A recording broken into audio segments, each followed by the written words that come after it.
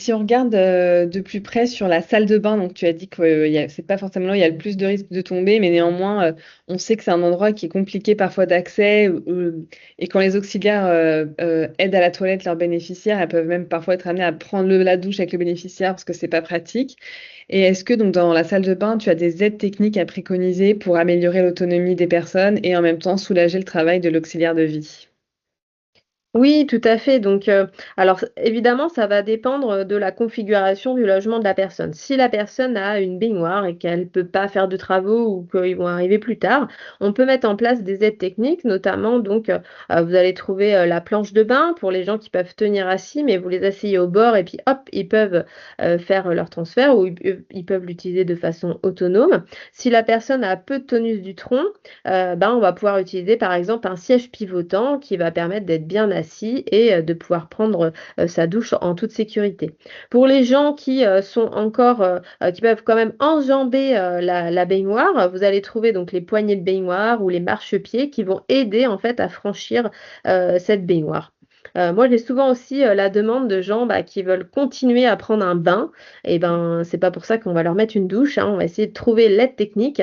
Donc ça existe, hein, un élévateur de bain qui va permettre de se mettre au niveau de la baignoire. La personne fait son transfert et l'élévateur va descendre tout au fond de la baignoire pour prendre un bain.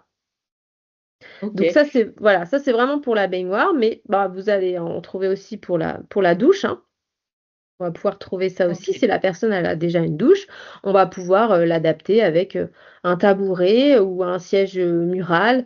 Bien sûr, les barres d'appui, c'est très important, même pour les personnes, valides, d'avoir une petite barre d'appui pour se tenir quand on se lave les pieds, par exemple, peut déjà être, une bonne prévention. OK, super clair. Et donc ça, juste pour trouver ces éléments-là, on fait appel, à son médecin qui peut nous faire une ordonnance, par exemple, ou on va dans les magasins spécialisés? Oui, on peut aller, donc ça, on le reverra sur les aides financières. Ça, c'est des aides financières, c'est des aides techniques qui ne sont pas pris en charge, donc il y aura pas forcément besoin d'une prescription médicale, mais vous pouvez aller dans, des magasins, soit, de bricolage, hein, parce que les barres d'appui, on peut aussi en trouver dans les magasins de bricolage ou, les magasins de matériel médical. OK. Et dans le cadre qu'on veut continuer à faire sa toilette seul comme avant, tu préconises quel type d'aide? Oui, alors, ce qui est important aussi quand on intervient à domicile, bah, c'est que la personne, elle continue à être autonome. Déjà, bah, c'est très bien pour le bénéficiaire, d'encourager les gestes et puis, ça va soulager bien sûr aussi les auxiliaires de vie. Donc vous avez aussi, par exemple la brosse pour orteils, donc c'est une brosse un peu allongée qui permet à la personne de continuer à se laver les pieds. Vous allez trouver la brosse à long manche pour le dos, un peigne, à long manche. Vous avez aussi des lavabos suspendus quand la personne arrive en fauteuil ou en chaise pour se mettre en dessous et être vraiment autonome devant son miroir. Donc c'est pour faire sa toilette, mais il y a aussi pas mal d'aides aussi sur l'habillage qui est parfois compliqué.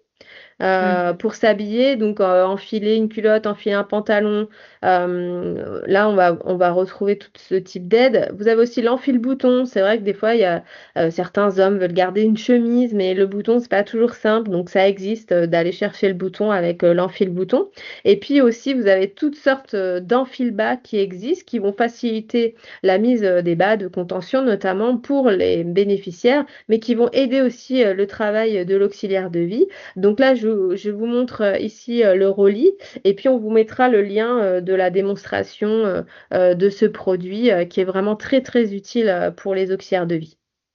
Super. Et du coup, Clément, c'est très clair. Et si les bénéficiaires ont l'envie ou la possibilité de faire des travaux pour aménager leur logement, qu'est-ce qu'on peut faire?